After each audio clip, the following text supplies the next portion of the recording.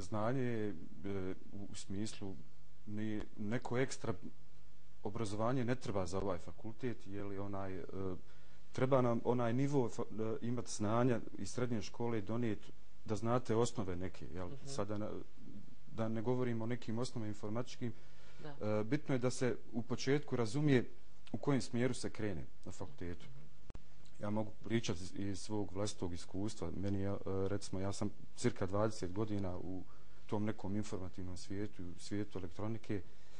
Mene je privuklo, moram reći i naglasiti ovo, da na fakultetu me privuklo da se radi o najnovijim tehnologijama, što znači najnovijim paketima Microsofta i ovih ostalih aplikacija u informatičkom svijetu koji vladaju. Onda sav taj nov pristup na fakultetu, relaksirajuća situacija, znači interkomunikativna komunikacija sa profesorima, asistentima i tako dalje. Znači, u jednom smislu vi na jednom mjestu imate i predavanje i izučavanje studij slučaja i odmah i praksu imate. Znači, sve možete primijeniti istog momenta nešto što naučite.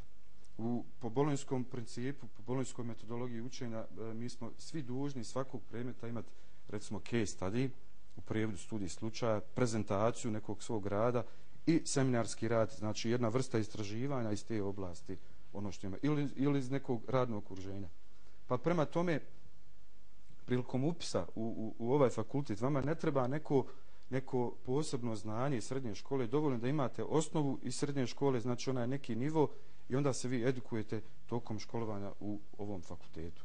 Ovaj fakultet, ja moram reći, ja sam vanredni student, ja i radim i imam porodicu i meni je omogućeno otvaranje sasvim novih vidika u ovom svijetu, u svijetu poslovanja sa informatičkim tehnologijama.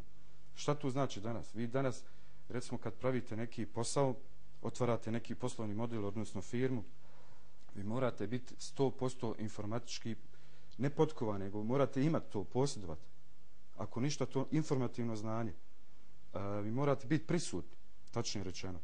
Znači, ako niste prisutni, danas, recimo, djelujete lokalno, a radite lokalno, djelujete globalno. To je ta deviza u nekom tom informatičkom svijetu. A i posebno pogodnost, moramo još jednom istaći, to takozvano, ali zaista primjenjivo u praksi i provodi se već u praksi, online studiranje koje ima univerzitet, odnosno sveučilište u Travniku. Hvala vam obojici što ste jutros odvojili vrijeme za jutarnji program televizije Sarajevo.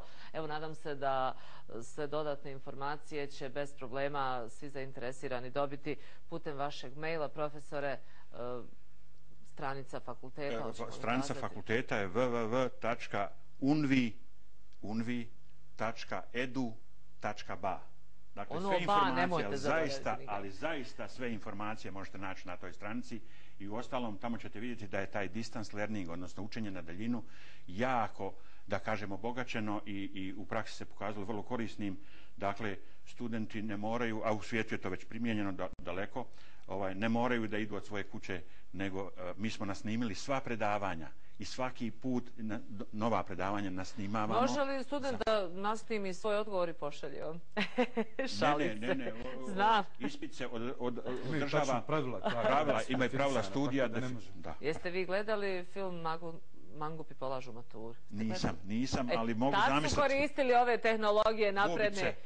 Jeste. To može na filmu, tako. Na filmu, naravno. Hvala vam još jednom. Hvala vama. Poštovani gledalci, naši gosti bili su profesor Lazo Roljić, Univerzitet sveučilište u Travniku Vitez, i Damir Telibećirović, jedan od studenata smjera fakulteta, tačnije, za poslovne informacione tehnologije. Zaboravit ću nešto, jel?